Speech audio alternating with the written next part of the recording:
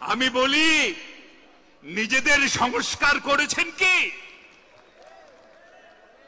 ৭১-এ হাজার হাজার লক্ষ লক্ষ মানুষকে হত্যা করেছেন, মুক্তিযোদ্ধাদের হত্যা করেছেন। ওদের বাড়ি হানাদার বাহিনী চিনত না, ডেকে ডেকে নিয়ে চিনিয়ে দিয়েছেন। কত মা বোনের সম্ভ্রমহানি করেছেন। মাপ চেয়েছেন?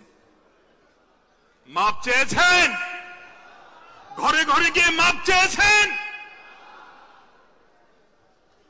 এখন বলে সংস্কার চাই। সেদিন ওনাদের আমির সাহেব কদিন আগে একটি পত্রিকার সাক্ষাৎ দিতে গিয়ে বলেছেন ৭৭ বলতে ভয় পায়, লজ্জা পায়।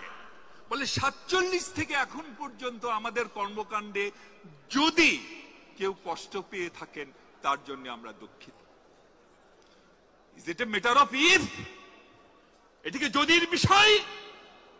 ৭১ সালে যে বাবা মার সামনে তার সন্তানকে হত্যা করেছে, আপনার কি মনে কোনো সংশয় আছে সে বাবার মা কষ্ট পেতেও পারে, নাও পেতে পারে? যে বোনকে,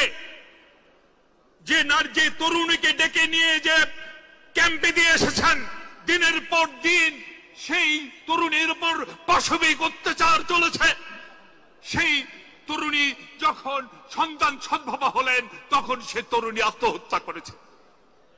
বাংলাদেশে এরকম আত্মহত্যাকারী বহু নারীর নাম আমরা জানি। আপনার কি ধারণা সেই নারী যিনি আত্মহত্যা করেছেন তিনি কষ্ট পেয়েও আত্মহত্যা করতে পারেন অথবা সুখী হয়েও আত্মহত্যা করতে পারেন? কারণ আপনি ইব বলেছেন যদি। ভণ্ডামি সব ছাড়েন। ৫০ বছর কিন্তু বেশি পুরনো দিন ঘটনা নয়। এই জাতি কিন্তু ডিমেনশিয়ায় ভুগছে না। জাতির সব খেয়াল আছে। জাতির যে দেশই আপনারা চান নাই, যে রাষ্ট্রই আপনারা চান নাই, আপনারা আবার তার সংস্কার চান। আহারে, মনে রাখবেন এ দেশ কিন্তু মুক্তিযুদ্ধের ফসল। আমরা জিয়ার সৈনিকরা তা বিশ্বাস করি। মনে রাখবেন এ দেশ কিন্তু মুক্তিযুদ্ধের সন্তান। আমরা জিয়ার সৈনিকরা বিশ্বাস করি। হয়তোবা তোফায়েল আমুর মতো ভুয়া মুক্তিযোদ্ধা যারা ভারতের হোটেলে বসে স্বপ্নের মধ্যে যুদ্ধ করেছেন তেমন মুক্তিযোদ্ধা না। সেই জিয়াউর রহমান, সেই এমএজি ওসমানী, সেই মেজর জলিল এবং সেই হাফিজউদ্দিনের মতো রোহাঙ্গনের মুক্তিযোদ্ধাদের দেশটি। এই দেশে রাজনীতি করতে পারলে, যদি করতে চান, ক্ষমা চেয়ে মাথা নিচু করে রাজনীতি করবেন। ইস, বসতে দিলে খেতে চায়, খেতে দিলে শুতে চায়। আরেকটি আমি শেষ করবো, জাস্ট রাজীব, জাস্ট 2 মিনিট। আরেকটি দল, এটা কি, এটার নাম হচ্ছে কি, এটা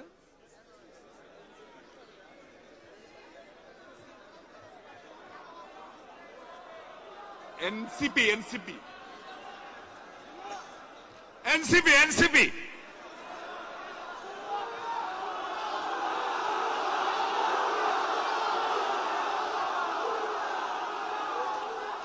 আমি বহু বছর আগে এদের কর্মকাণ্ড, এদের নিয়ে বলেও তো সময় নষ্ট, যাই হোক, আমি বহু বছর আগে সচিবালয়ে গিয়েছিলাম। বহু বছর, এর মধ্যে আর যায় নাই। তখন সচিবালয়ে একটা ডে কেয়ার সেন্টার ছিল, একটা ছিল। সেই ডে কেয়ার সেন্টারে যারা কর্মজীবী মারা যারা আছেন তারা তাদের সন্তানদের ওখানে রাখতেন, তারা খেলাধুলা করত এবং তারা চাকরি করতেন।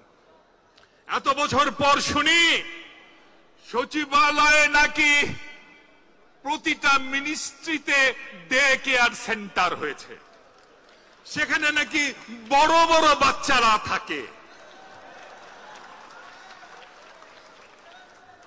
এবং শুনে কোন ফাইল যাওয়ার সময় নাকি ওই বড় বড় বাচ্চারা এসে বাধা দেয়।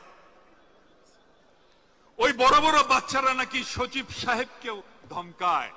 ছি ছি ছি।